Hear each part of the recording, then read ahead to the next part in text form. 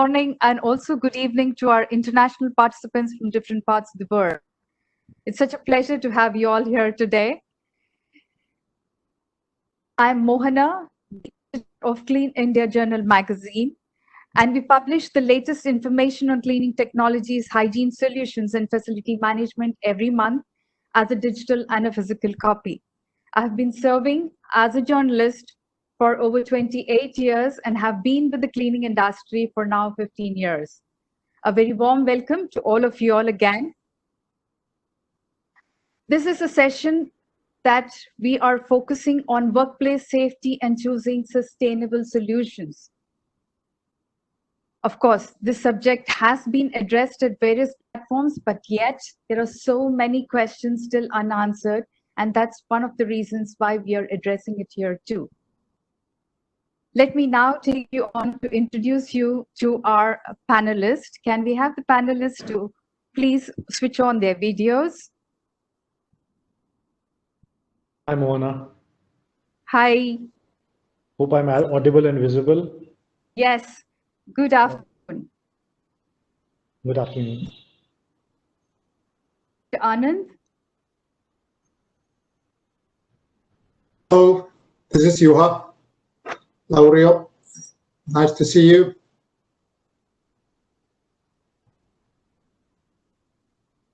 Ladies and gentlemen, let me introduce Sonore Juha Laurio, the President and CEO of Lindstorm. Ciao, Sonore. Benvenuto. I hope I spelled it correct. Hello, nice to be here. Mr. L.C. Das, the Managing Director for India and Subcontinent of Diversey India Limited. Welcome to you too. Thank you so much and delighted to be a part of this event. So thank you for having us here. Thank you, Mr. Anand Patel, Marketing and Portfolio Leader, Processed Foods Sector Leader at Diversey F&B APAC. Welcome to you too. Anand, can we have you on the screen, please? Thank you, Mohana. Thanks for inviting us on this webinar. Thanks a lot. A brief introduction of our expert panelists here.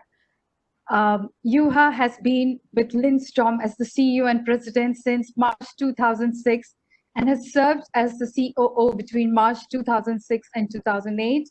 He is in charge of the development of internationalization, leading the operations of the group management team, keeping contact with the board of directors and owners, external communications, as well as resource allocation. Juha likes diversity in business. He is very keen on making business sustainable, and he cares for the people and the planet. Great. Mr. Das is a distinguished management professional and a corporate leader.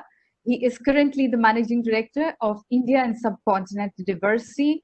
He possesses multifunctional skills and experience in leadership roles across key functions such as marketing and sales, strategic planning, and human resources.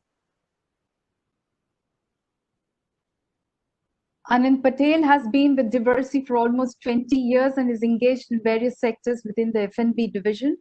He is a Master in Science in Organic Chemistry and holds an MBA from Deakin University, Australia. In his current role, he takes care of the F&B product portfolio and processed food sector for the APAC region. Welcome again, and we hope our participants are going to have a wonderful session and a lot of insights over workplace safety and sustainability solutions. Not taking much time, let me invite our first speaker, Mr. L.C. Das, who is going to deliberate on his experience of what happened when initially we were struck with the pandemic situation and how the industries reacted. But then there are solutions to it, which he will present today here. Mr. L.C. Das, may I invite you to please make your presentation. Thank you. I have a short presentation there and I'll be just uploading it in a minute.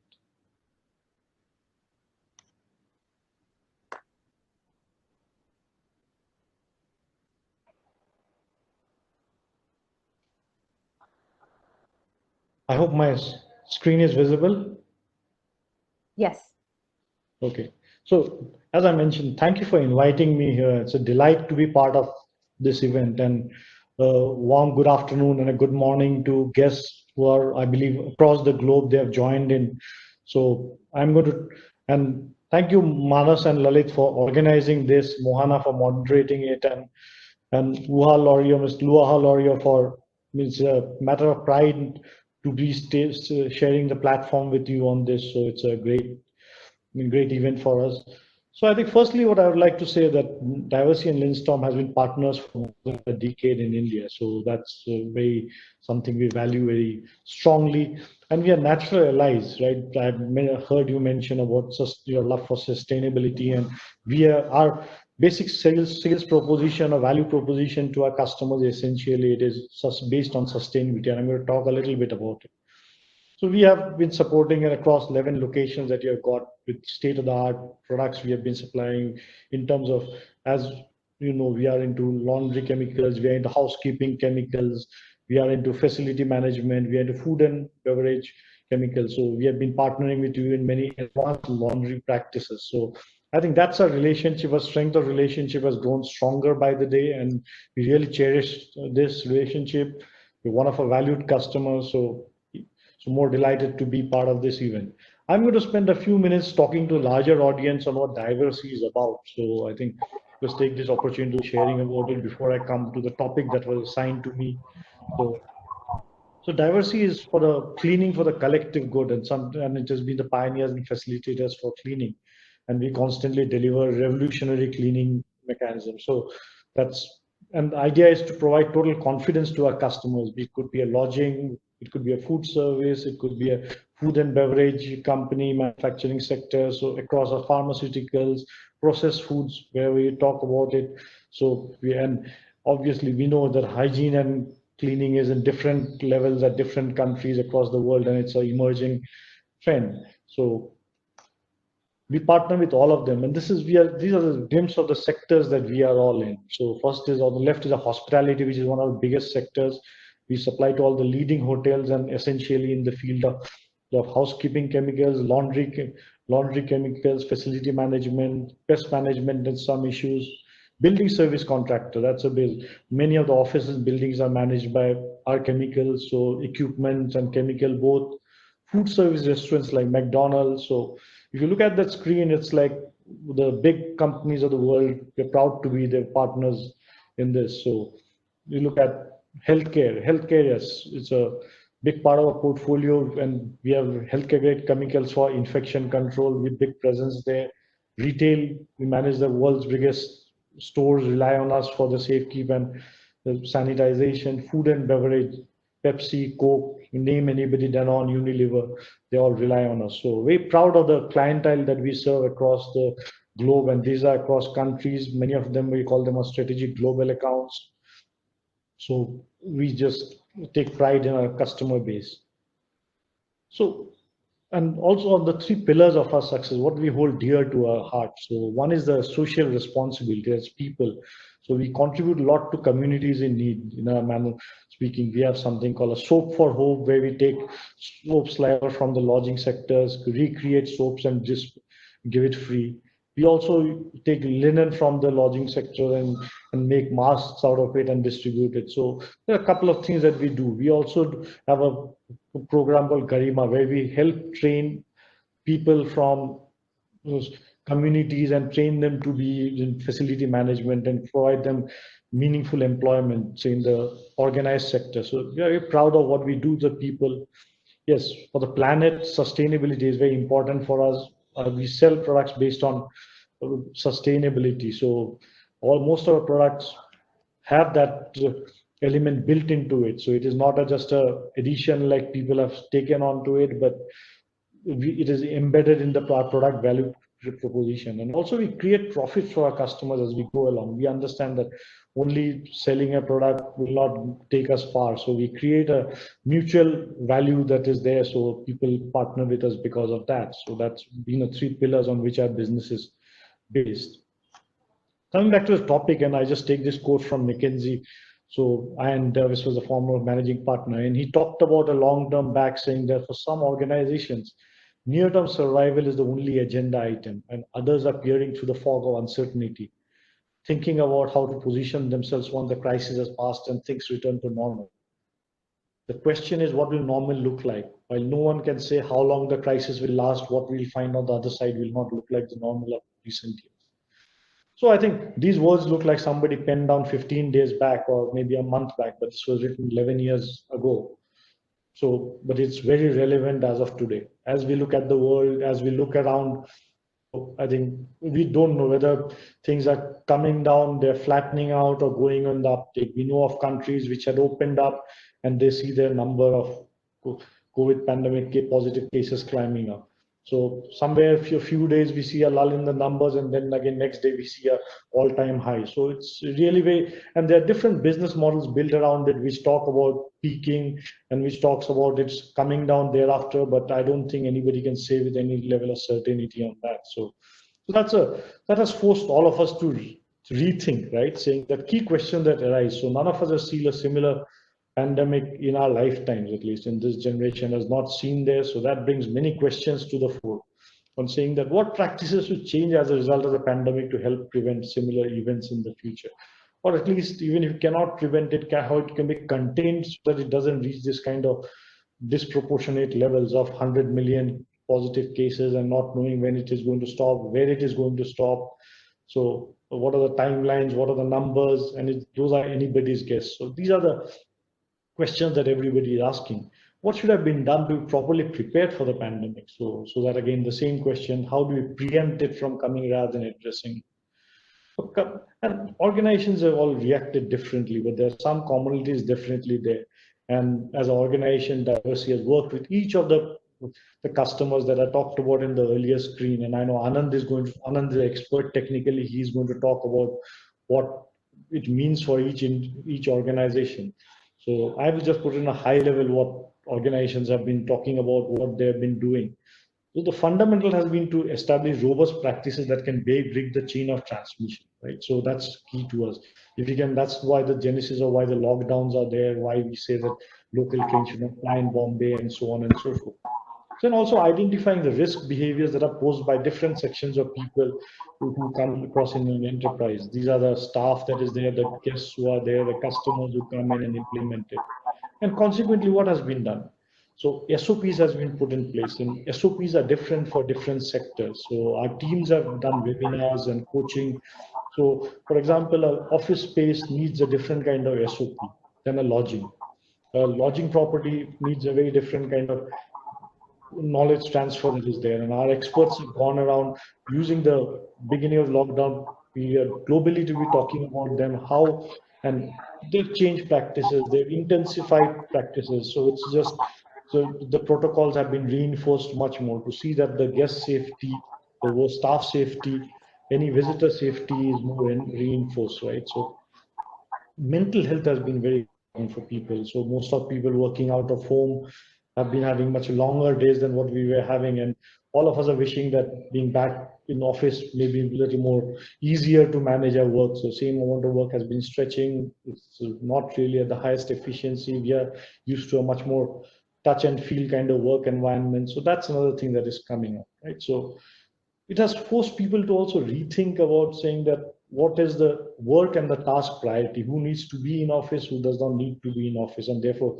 they decongest the office space a little bit on that. So we have started symptom testing. So whenever you enter any of, be it a shop, be it an office, be it a store, anything that you enter, symptoms, temperature checking is mandatory, hand sanitation is mandatory. Some people also use a pulse oximeter to check the oxygen saturation level. So I think prevention is something that has been there. The hygiene awareness, and it has come a long way in this. It's no longer, cleaning is no longer about just looking good. It is like being safe.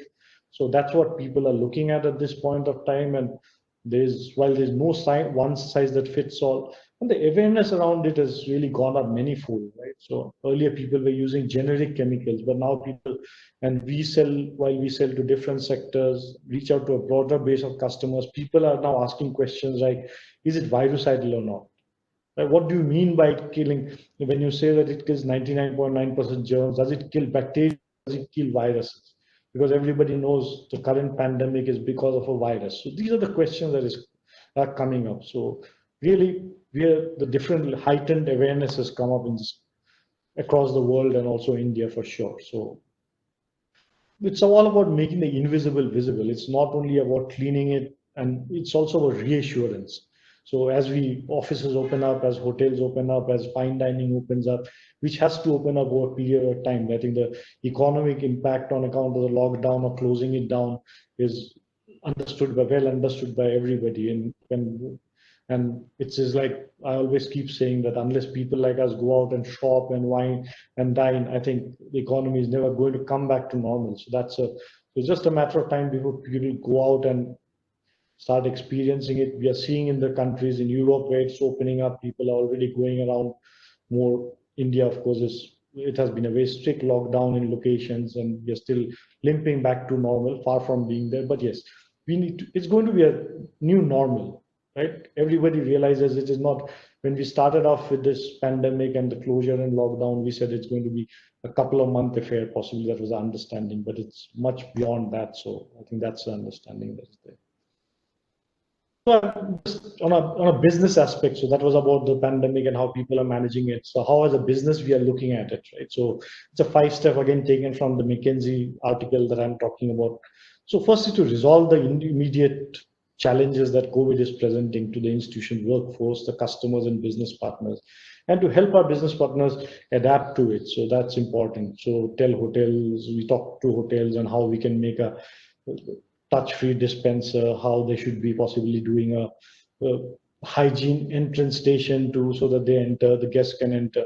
So resilience, near-term businesses are facing many challenges in terms of cash flow. That's, I think, for across all businesses.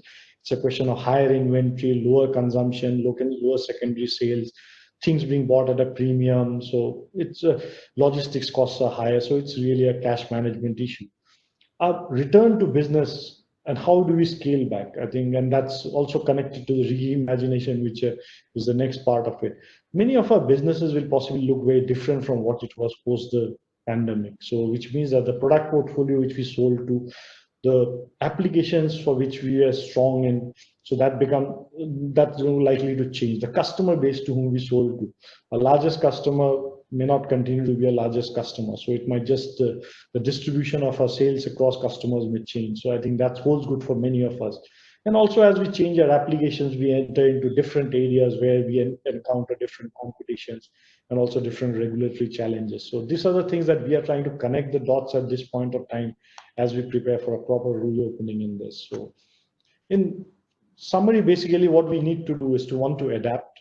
So most of us are sales teams spread across geography, and I think digital will definitely gain much ahead of it, right? So everybody has got used to buying more digitally, even in countries where online shopping was not so prominent, like a country like India, it is more prominent now. We'll all learn how to stay ahead of recession impacts, which means possibly broad base our product portfolio, broad base our the number of customers we serve. So these are the kind of things which we adapt as we rebuild our business as we go forward. So we are getting used to a more remote work model as we accelerate, and we are also reskilling ourselves. So I think infrastructure was not conducive to the new work from home environment or the way of purchasing things online. We hear of so many online frauds coming up. We need to have those checks and balances of place so that people are free to do the way they want to do. So, and also we need to do a stage-wise planning, right? So which means that milestone-based plans, so saying that how are we going to recover into this? So I think, and governance, to see the systems, processes that we have put in place, the protocols we have put in place, that at least they are continue the stand the test of time over a period of time, right? So and last but not the least is we need to understand this is the most difficult part, how to time the transition. When do we see ourselves completely back to normal? I don't think anybody has a guess on that, but yes, we are learning every day as we go along, and what we planned last month, the present looks different from what we planned for. So, but yes, we live with it, and I think as we go forward. So That's all I had to share. I know there's a question answer session at the end of it, and happy to take questions. Thank you so much, Mr. Das, for that informative session. Let's move on to the next presentation. I invite Anand Patel to please come and make his presentation. Thank you, Mohana. Thank you. Hope I am audible and you can see my screen. Yes.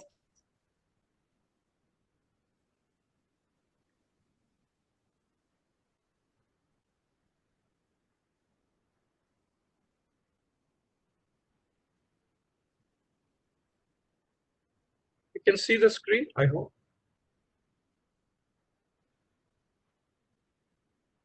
Thanks, Mohana, for the introduction. I wish you all a very good morning, good afternoon, and good evening, depending on where you are located. Welcome to today's webinar, which will provide guidance for resetting working environment.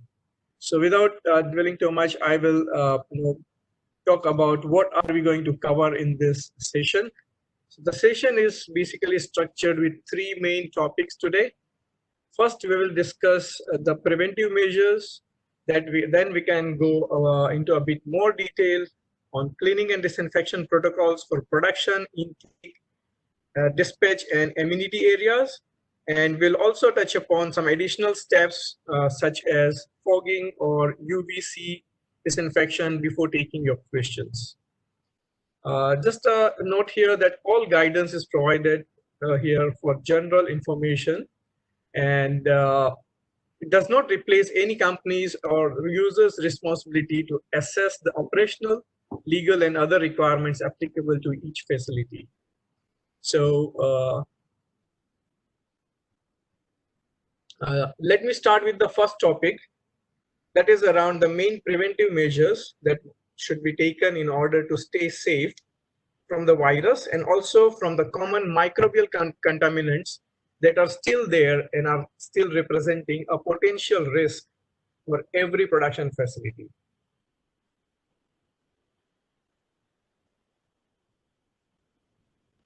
We all know that during the pandemic times, production has most likely it has never stopped, or at the most, it has reduced to a certain extent in some cases. And hygiene is a part of the daily activity of any production site. So this particular situation we are living in should not dramatically change the procedures which are already there in place.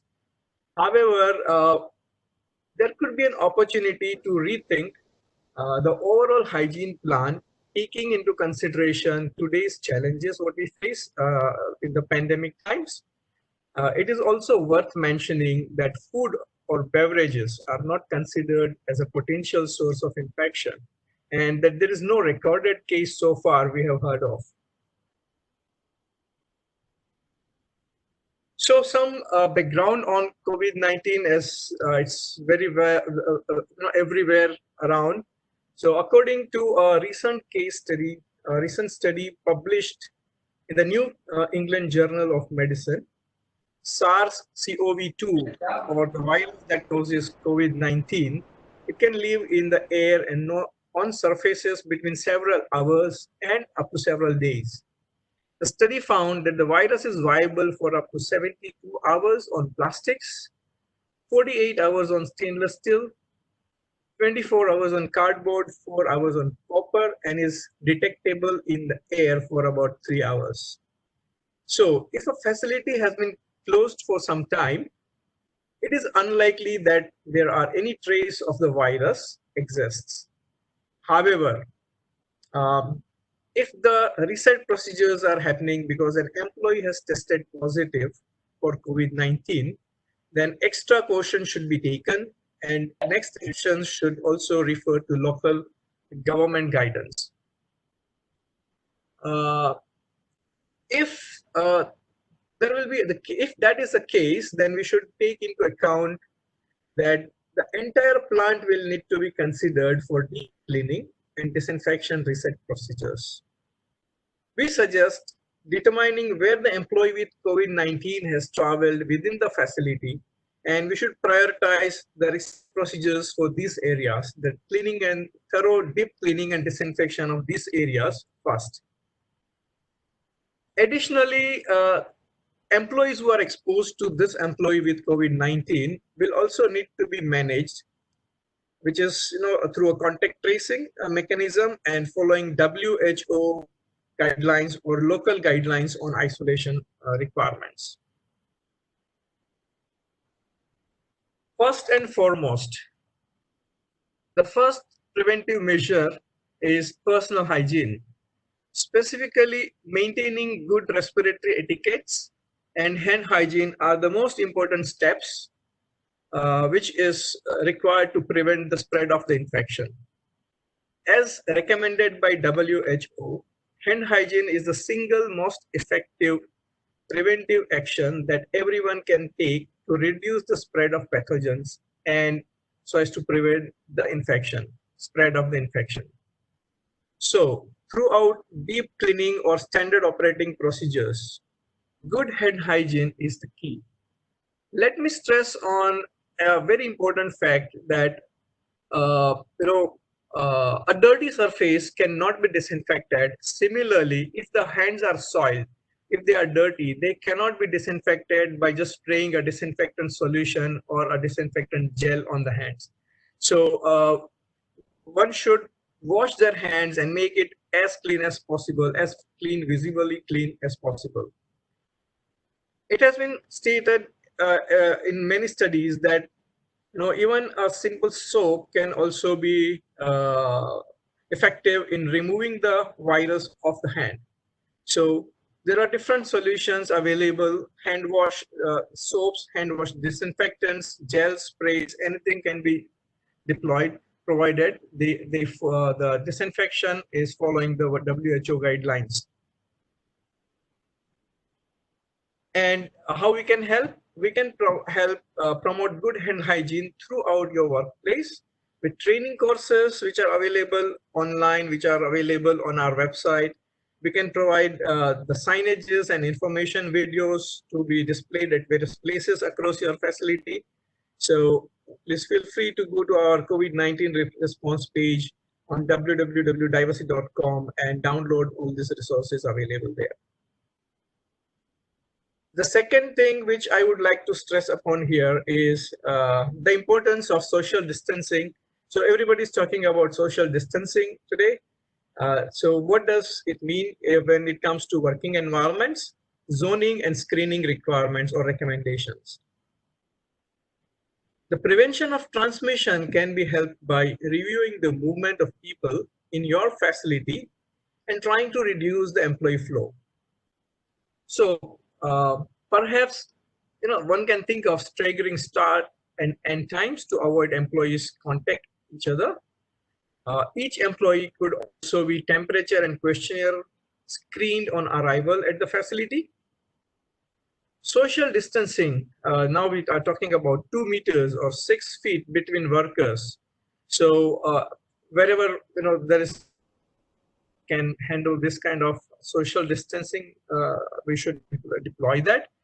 And both alongside each other or face-to-face working, we should see that employees maintain 2 meters or 6 feet distance. In cases where it is not possible, or it is the facilities or the conveyor lines or the lines do not allow this kind of social distancing of 2 meters, installing a screen should be considered. Workers need to avoid being in shoulder-to-shoulder contact, and this also includes areas outside your production area, such as smoking areas, corridors, amenity areas, pantries, cafeterias, etc. So not only within the production facility, but outside the production facility also, the distancing norms should be followed.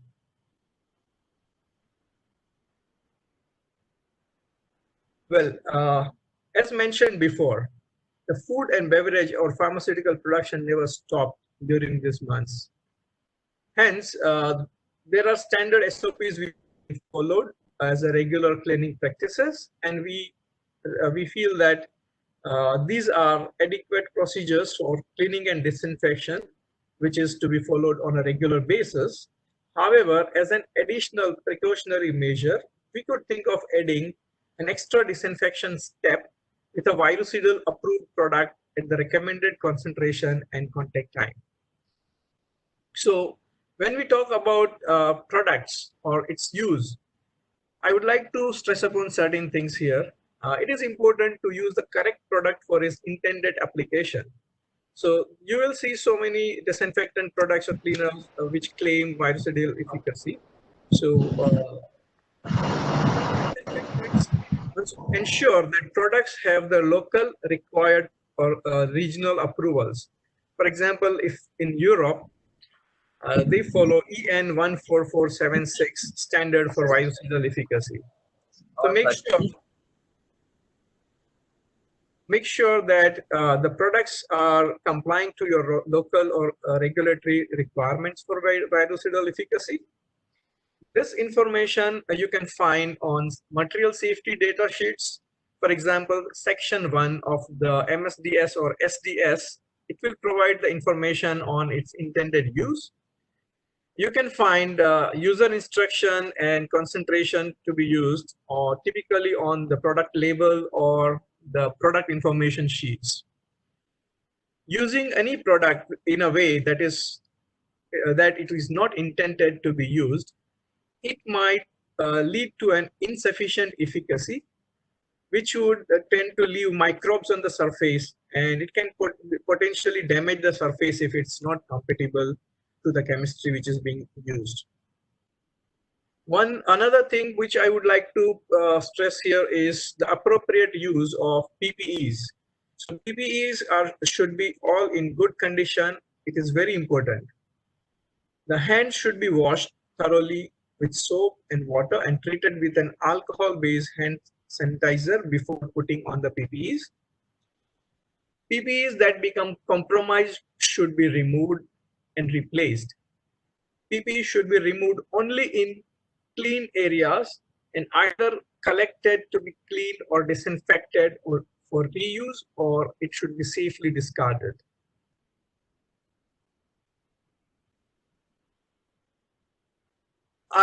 After talking about the preventive measures, I would like to move on talking about specific cleaning and disinfection protocols we want to consider while resetting a production environment in the hygiene programs.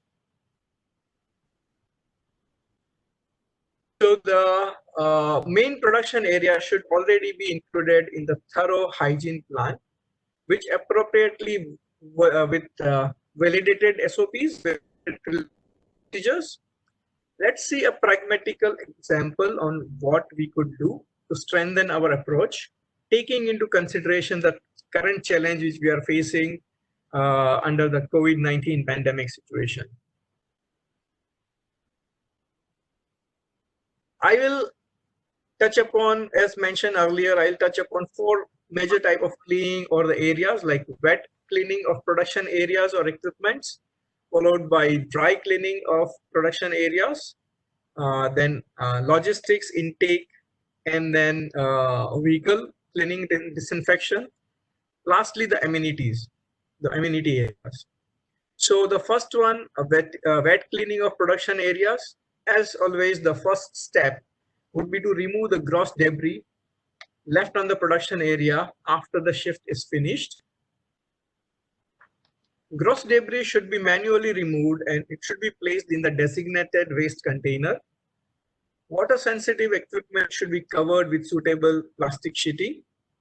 Once the preparation for cleaning is done, the next step is pre-rinse of the entire premises, entire production area. And typically it is done by using a low pressure hose and a designated rinse nozzle. So rinse all the surfaces from top to bottom with warm water. We recommend not more than 40 degrees as a cleaning pre-rinse water temperature. And we recommend to use approximately 1% solution of diosine hypochlorite kind of product, or which is equivalent to 1000 ppm of hypochlorite solution as a pre-rinse water. This would add an extra level of safety in this phase in which we are potentially dispersing a lot of contamination. So after pre-rinse, dismantle equipment according to the current site cleaning protocols. The next step followed after pre-rinse is a detergent clean. So using your normal daily detergent, and ideally we see that normally, a 5% concentration of chlorinated foam is used for daily detergent cleaning. So apply the foam to all surfaces and place any small dismantled equipment to soak in the solution of the same detergent. If there are stubborn stains anywhere, one should manually scrub them to remove the stains. After giving an adequate contact time for the chemistry to work on the soils and surfaces, it has to be followed by a post-clean rinse. Rinse all the surfaces and dismantled equipment thoroughly with clean, fresh water. Visually inspect to ensure all surfaces are clean and free from debris at the disinfection. As the disinfection step, we would require a clean surface to be disinfectant to be effective. As I mentioned earlier, that dirty surfaces cannot be disinfected. So clean again if there is a necessity to clean. If there are any soil remaining on the surface, please clean by repeating step number 3 and 4. After rinsing, the next step is to disinfect all the surfaces. So disinfect all the surfaces and equipment using your normal daily terminal disinfectant at the recommended contact time. And we suggest that in this situation, use biocides which have proven virucidal efficacy.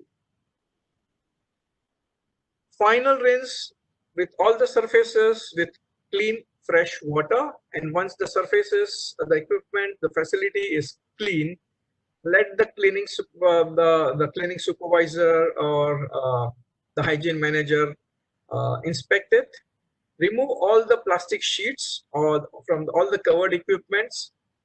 There would be control panels which are still not cleaned or disinfected. So we recommend use of alcohol-based disinfectant solution to be spray wiped. A product something like Diode FG or Diosane Etha Plus, more than 70% alcohol-based disinfectant sanitizers can be used for disinfection of control panels or touch panels.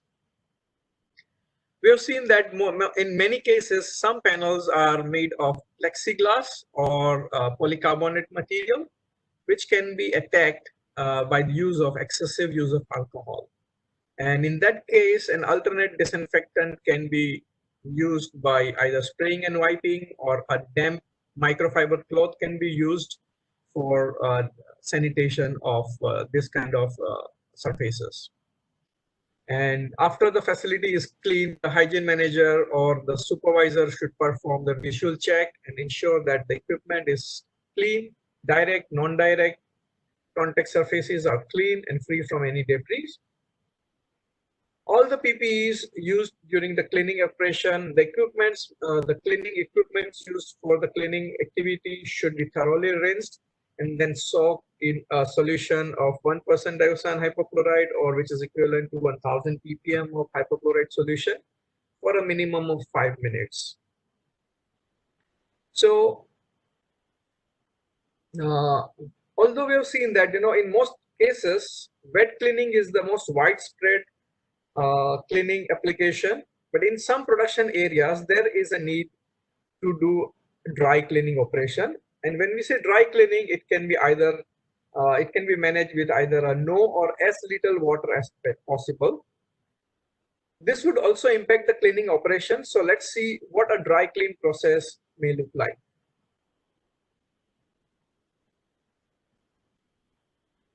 As in the earlier case, as a first step, remove the gross debris manually and place in the designated waste container. Vacuum to minimize the risk of cross-contamination within the area. As most soil would be dry, it can be easily vacuumed. Step 2 is to cover all or any electrical equipment which can be affected or which can be an issue during cleaning operation. Step number 3 would be apply a spray of neat alcohol-based disinfectant cleaner like Diodes FG or Diosan ETA Plus on all the surfaces, and after giving a 5-minute contact time, use a disposable cloth to manually clean the surface. Visually inspect to ensure that all surfaces are clean and free from any debris. And if you still see any debris or if the equipment is still soiled or dirty, please re-clean if necessary, wherever required. As a disinfection step, apply alcohol-based disinfectant, same kind of disinfectants like Diodes FG or Diosan ETA Plus to all the surfaces. So the first application was cleaning step. The second application will ensure that the equipments are disinfected as well. Anand, Yes? I'm interrupting. You just have a few minutes to go. So you'll have to go a little fast. Thank you. Okay.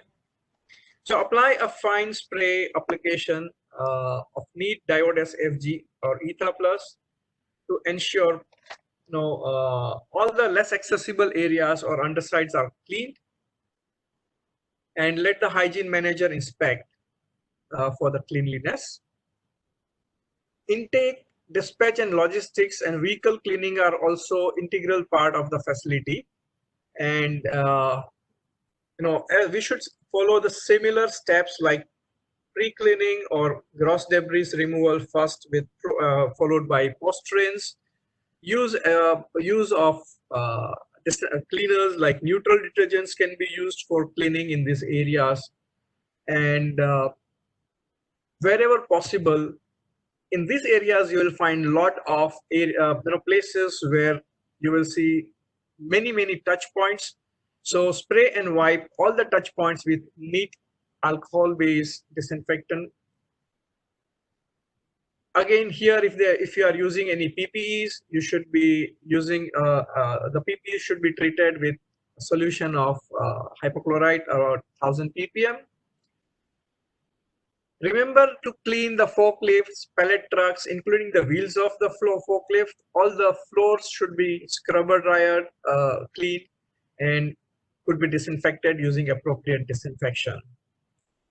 When it comes to cleaning and disinfection of vehicles, I would like to stress upon a use of a neutral detergent in case of cleaning the vehicles, because you don't want to damage the paint on the vehicles, or there may be aluminum surfaces which can be damaged because of harsh chemistry.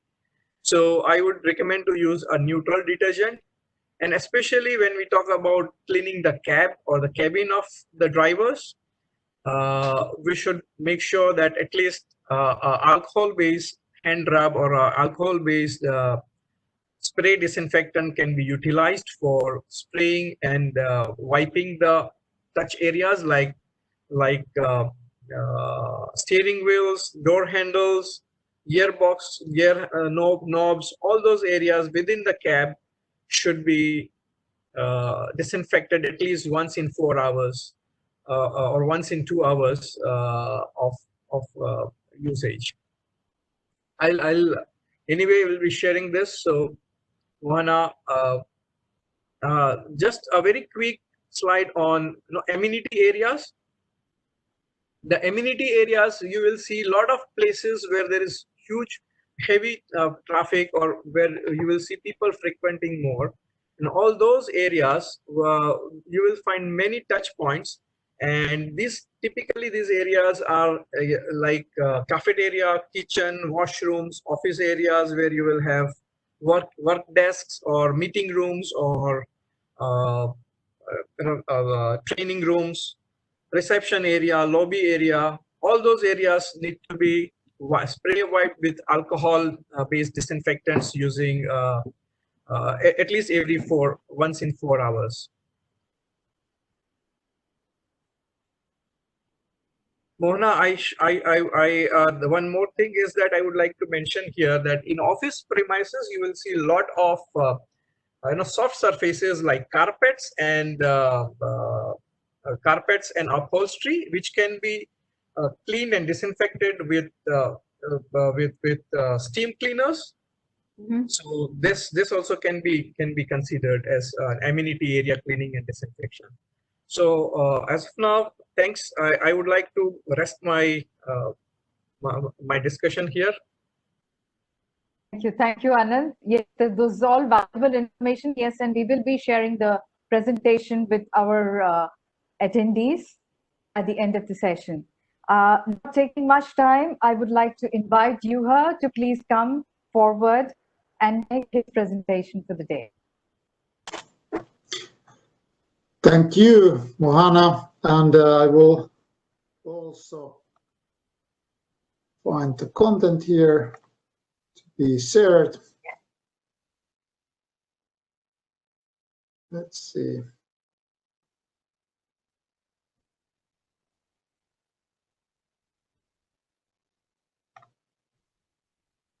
Okay, good. And thanks for all the participants as well. It's really a pleasure to be part of this webinar together with our partners from Diversey. I would like to use this opportunity to share some thoughts about building trust in a way that we at the same time take care of our planet. Working world today and after COVID-19 will not be the same than before. Returning to work with COVID-19 still going around, questions of hygiene and safety have become a key issues. And we believe that these issues are going to be around here for some time. Creating a safe and hygienic workplace for all employees to work safely without the thought of contamination will surely be the top priority for companies. We as humans need to have trust in order to have peace of mind. Already now we have witnessed the rise of a new possible crisis caused by medical waste. The risk of this biomedical waste infecting sanitation workers has also gone up when, for example, discarded PPE kits, masks, gloves, and items used to treat COVID-19 patients have been collected from the hospital. If medical, possibly contagious waste is mixed with general waste or is poorly packed, sanitation workers could get infected. There is a study, 2019 Toxic Link study in Delhi, and there was the observations that around 34% of bedded healthcare facilities did not have a proper transportation for waste and often moved the hazardous carpets through patients' areas. And another alarming percentage is 26% of the survey's facilities were also found pouring liquid waste in sewers. So with this picture, coronavirus waste has become a new form of pollution as single-use personal protective equipment floods our ocean. Between the end of February and mid-April this year, more than a billion items of personal protective equipment were given out in the UK alone. That's millions of gloves and masks being used and then thrown away every single day, just in UK healthcare settings. According to Economist magazine, during the year 2019, single-use mask market globally was $800 million, and now the estimation for 2020 is $166 billion, so more than over 200 times more. Well, We at Lindström want to make our customers' life easier. So, how can textile choices support keeping your employees, customers, and business safe, and at the same time keep fighting against climate change and supporting sustainability? Owning own textiles versus renting. The process of keeping the textiles clean and hygienic can be very problematic, especially nowadays with elevated standards due to the situation. Textile rentals is a sustainable choice, allowing you to concentrate to your own core business and leave us to do what we do the best. When the customer has access to up-to-date information on textiles use and saves money by cutting away any excessive uses of textile, it's helping them to be more sustainable. With transparent and real-time data, customers can optimize their processes and ensure that they have a right textiles in use every day. eLindström online service is available 24/7, allowing to make changes and monitor uses of all textile all the time. Lindström has accumulated a lot of experience during the company history of 170 years, and we are continuously developing our services and processes together with our customers. We say that you shine, we shine as well. Our business is built on circular economy, repairing broken sleeves, giving a new life to used linen, and reusing energy is in our processes. With us, more is less. More extended life cycles, less burden to our planet. As there currently is no cure for the newly discovered coronavirus, the only way to prevent or slow down the transmission of it is to protect people from getting the virus in the first place.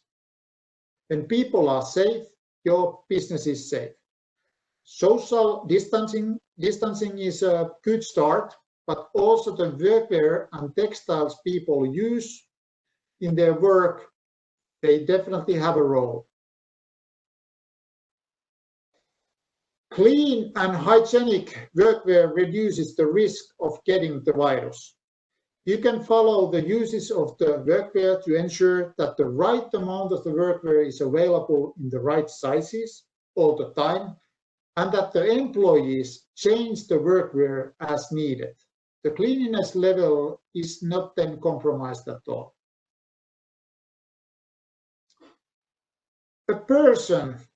Surprisingly, a person touches his face in average 23 times an hour, and without even noticing that.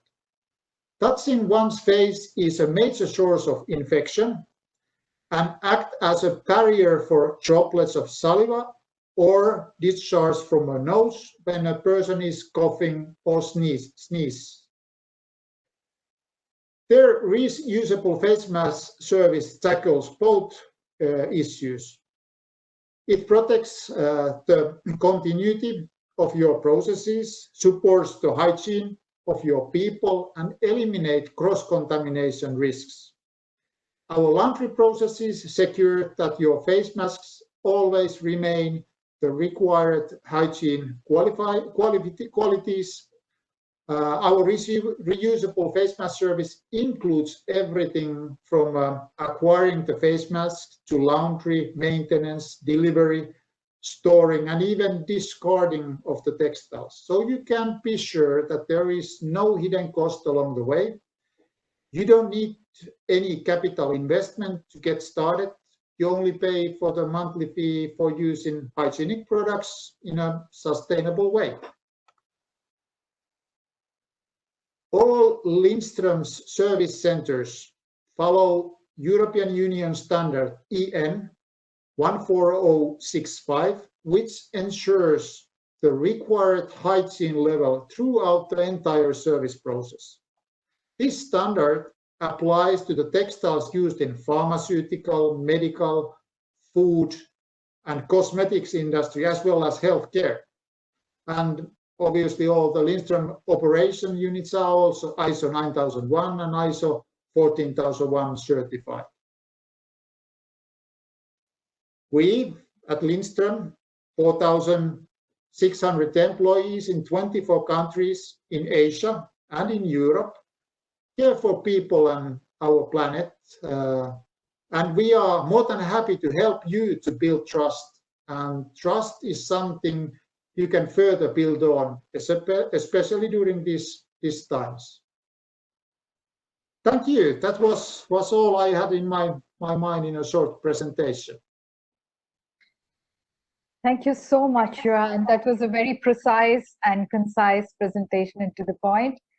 Actually, this comes to $1 million question while you were talking about if we do not use PPE in certain areas and we are using the normal garments which are coming out of the laundry, how safe are they going to be? Because everybody has this inbuilt fear that could it be COVID infected or has it been cleaned well?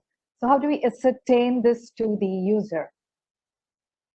Okay, that's an excellent question, which surely has been asked many times, and I also believe that it is more than a $1 million question to us and to many of our customers.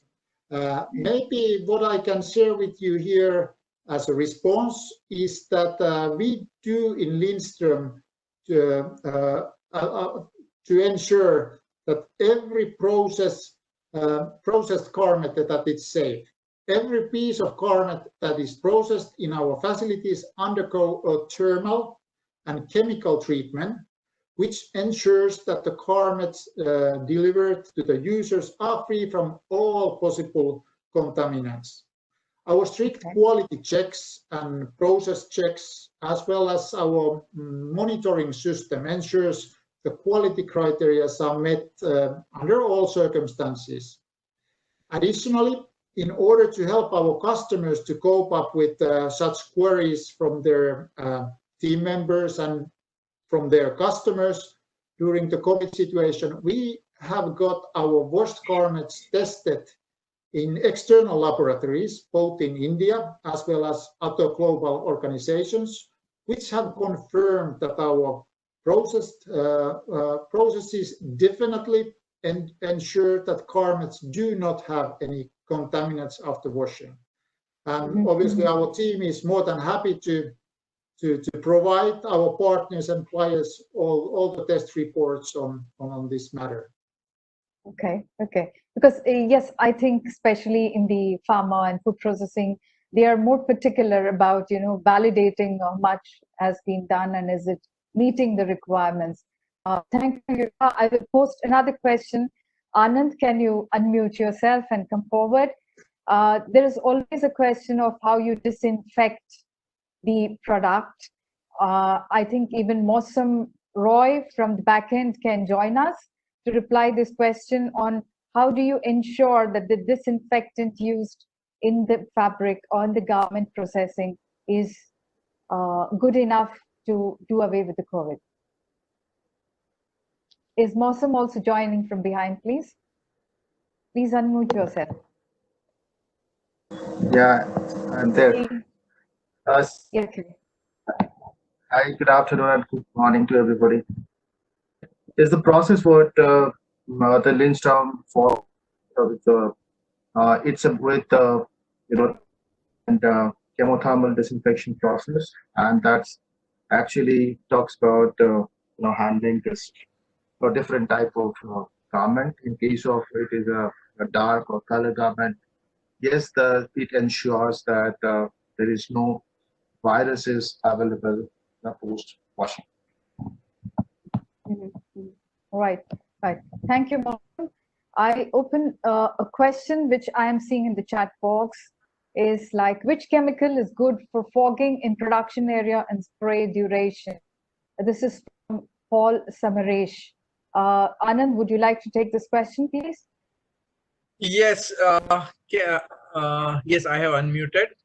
So, Mona, there are various chemistries which can be used for fogging application.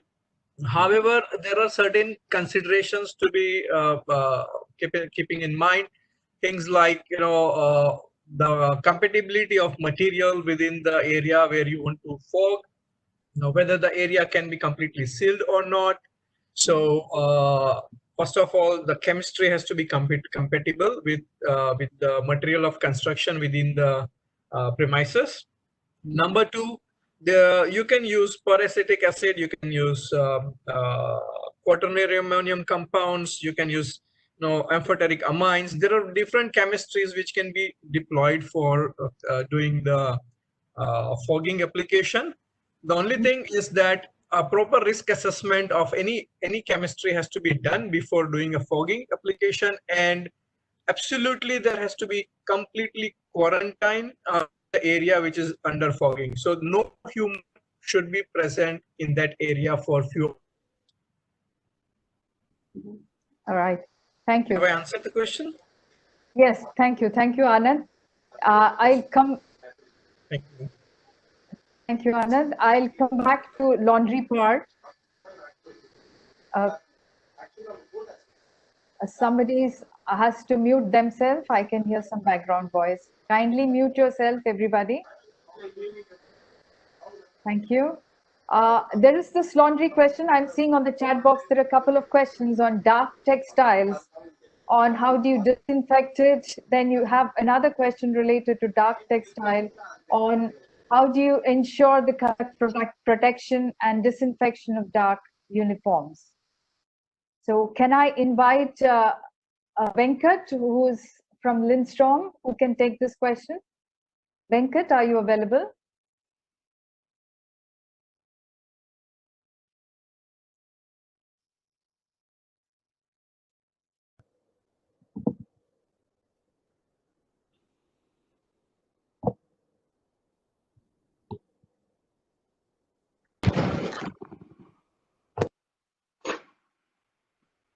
Maybe Mosam can also answer these questions. Right. Mosam, if you would like to answer this question. Yes, Mosam? Yeah, I can. Okay. Yes. See, Yeah. the question is been asked that what about this dark color uniform? The chemistry and it's normally is what we choose, that it makes sure that we take care of the soil part is one. At the same time, we ensure that textiles, the quality of textile and the color is already been already also protected during this wash cycle. So what happens is, so there is no harsh chemistry has been used to make sure that color are get bleached off or have some decoloration. At the same time, the temperature also plays an important role when it comes to using color, and if there is any thermal disinfection is used. So we design a program in such a way that we use a chemothermal disinfection process where we get the virucidal efficacy what Anand was talking about, it 14476. It's possible to achieve with 30-degree and 40-degree and 40-degree and 60-degree as well. So in that temperature, it will be completely color safe. So you're saying there cannot be a color bleed in such temperatures? Yeah, there will be no color bleed. Yeah, Mona. Right. The chemistry as such will make sure that there is no impact. Right. Thank you. Thank you, Mosam. And this is an interesting question that I see here is from Harsha. What will be the procedure for giving used aprons for washing, whether it will be regular or any special procedure defined for this time? I think this should go to Lindstrom. Can we have somebody from Lindstrom to answer this question, please? If somebody has to deliver any probably infected or non-infected clothes or textiles for laundry, what will be the procedure to be followed? Yeah, I can answer this, Mohana. The aprons or welcome. Yeah, any garments which is given for the washing in Lindstrom goes to a washing program which is validated against this virus efficacy. So virucidal efficacy has been studied along with our chemical partner Diversey, and it is tested in the third party lab like our Yoga said, in Germany lab Hohenstein, and Indian lab. So these procedures and these validated wash programs ensure the whatever the aprons comes will be properly washed for the viruses, and it will be eliminated from the virus and any other antimicrobial also. Right. So at the time of collection, what is the procedure? How are they supposed to keep it in particular kind of a bag, or what is it? Because they are actually asking what is the procedure of giving it to you? That's sorry, I misunderstood the question. The thing is that no issue. if it is suspected to be infected, in this case, this garments has to be given in a dissoluble bags, which is like it looks like a polythene bag, which will contain the infection inside this polythene bag, and this will not be soil sorted, so it is not going to be spread any infection to any other people. But then it will be dissolved in the washing. So the virus will be killed inside the washing machine. So this will be contained. This is the procedure. This dissoluble bags will be given by Lindstrom also. Oh, lovely. I just want to add to what Venkat is saying here. Any textile that has to go out for laundry, one of the first things that you should do is not shake it and very carefully put it into the bag which you're putting in, and if possible, sanitize it and put it inside. Am I right, Venkat? Yeah, that is also a good procedure. Yes. So do that to be more safe here. Thank you, Venkat. So there is $1 million question again here is, while each user wants his clothes to be safe and while giving it out wants to be safe also, how are the Lindstrom team ensuring that their staff is safe while handling the clothes, whether it is infected or non-infected? Venkat, do you want to answer this? Yeah, I will answer this. We have a clearly written the infection and prevention control manual for this COVID situation. And every stage of collection, from collection, soil sorting, washing, every stage is being defined, how it is being taken care. And we have clearly defined the risk management and risk analysis. And according to that, there is a PPE plan is also defined. So in soil sorting, being a more dirty area, what are the PPEs they need to mandatorily wear, and how they need to sanitize their hands frequently. Like this, every place it has been clearly defined. So thus, this way we can prevent our employees from contamination. Okay, thank you. Thank you, Venkat. I would call in Anand. There's a couple of questions for Anand here. While we were talking about the dry clean and the wet clean area, what is the process? One is, what is the frequency of doing the cleaning itself? And second, what is the validation process that is available to ensure that these areas have been cleaned? Okay, so let me first take your first question about the frequency of cleaning, Mahana. Basically, the frequency of cleaning is decided based on the microbiological risk classification of any food product which is being processed and the production environment itself.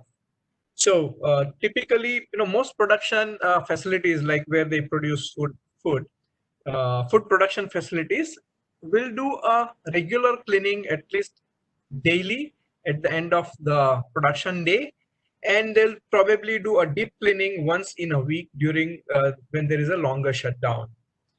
However, for every area of the production line or every piece of equipment, there will be SOPs which will be designed, and usually the manufacturers or the processors will follow those SOPs. I'll give you an example for, if it is, say, when I compare a meat processing industry or a snake, then at the end of every production day, the facility has to be cleaned and disinfected. Also, we recommend that there should be a mid-shift cleaning or disinfection done every 4 hours during breaks. When you compare that with a snack food industry or a chocolate industry, like a potato processing or a potato chips factory, there the fryers are cleaned or boiled out after every 10 days or 2 weeks period. Or a chocolate factory, a deep cleaning usually takes place after a week's production. So depending on the environment and the product which is being processed, the frequency of cleaning will be decided. Right. Right.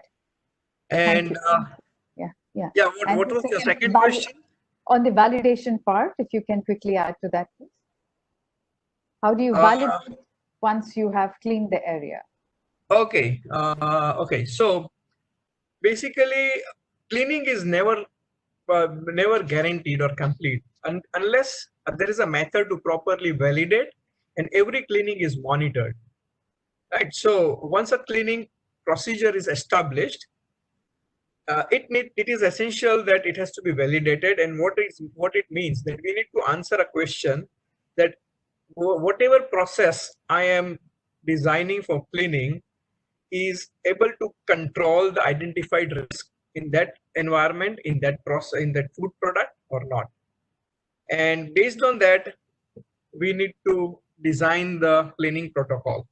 Now, the validation will involve measuring the performance of that particular process against the desired food safety outcome or a target what we want to achieve.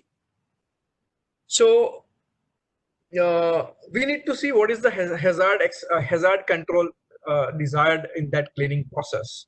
And typically, the validation process is done repeated 3 times for repeatability. And once it is proven that it delivers repeatability and gives efficacy, it has to be documented, which will then systematically give a process for verifying the cleaning and further monitoring the cleaning application.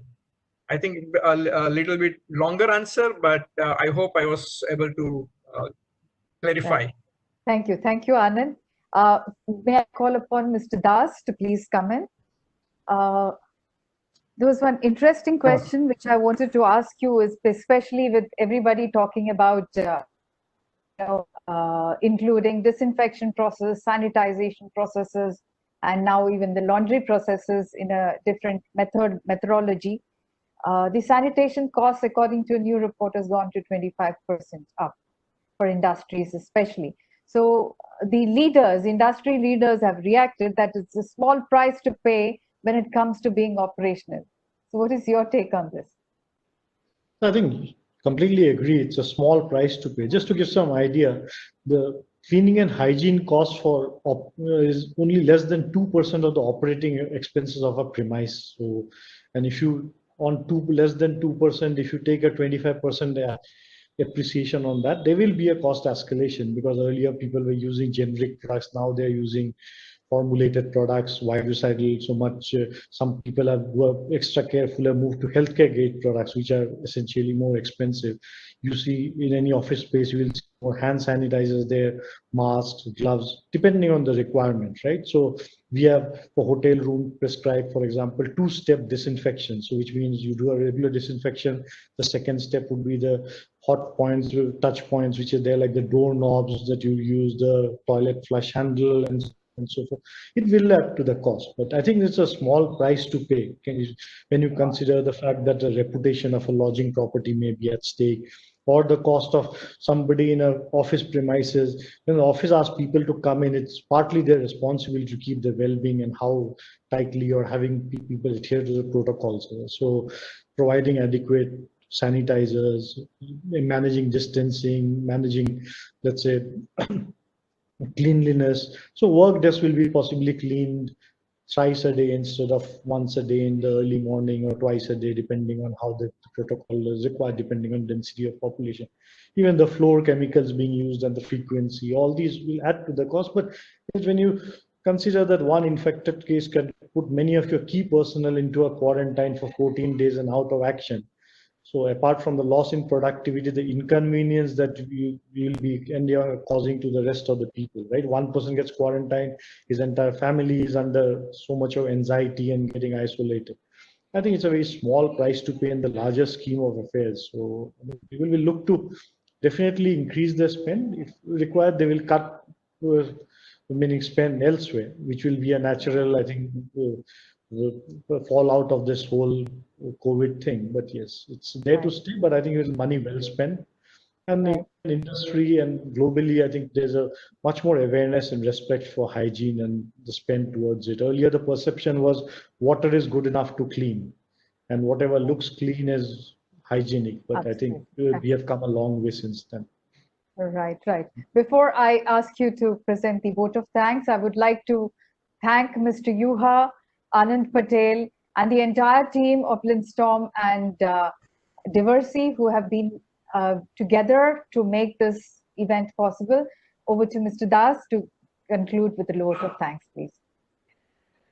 Yeah, so surely it's been a great session. So firstly, thank you, Mr. Yuha, for letting us in, being a partner in part of this event, and thanks for all the customers and people and all the employee of Lindstorm who have joined us to hear us out, right? So this is possibly a beginning of the journey in the cleaning and hygiene space. We have seen, particularly in a country in India, I have seen evolution. 10 years back, I used to be in the hand hygiene space in hospitals. And if you see today, the concept of hand hygiene is more prevalent in homes than in hospitals those days. So India has come a long way in comparison. That also has a long way to go. We'll see seeing new products coming out and all for our own good, vegetable washes, and you can name a whole host of products which has come in to deal with a pandemic. And these are also required for a regular day-to-day existence for safety and well-being. So thank you all for organizing this. This is really helpful for us to know our organization, to reinforce our relationship with Lindstorm. And I think that we have a lot of things in common from what I have heard Mr. Yuha speak. So I think there's a lot, and we have a long and strong road forward. Thank you, Mohana, for moderating it, and thank you for the organizers for organizing this afternoon. It has truly been an afternoon well spent for me. Thank you. Thank you so much, everybody. Thank you, the backend team. Thank you, Manas, Director Marketing, Lindstorm. Thank you, Lalit Sharma, Sector Head, IFAC. And thank you, Raman, for putting all this entire thing together. Thank you very much. And with this, we will also tell our audience that everything will be uploaded and the links will be sent to you. Thank you for being a lovely audience too. Thank you very much, everybody. Thank you so much. Thank you. Thanks a lot. Thank you. Thank you. Thank you.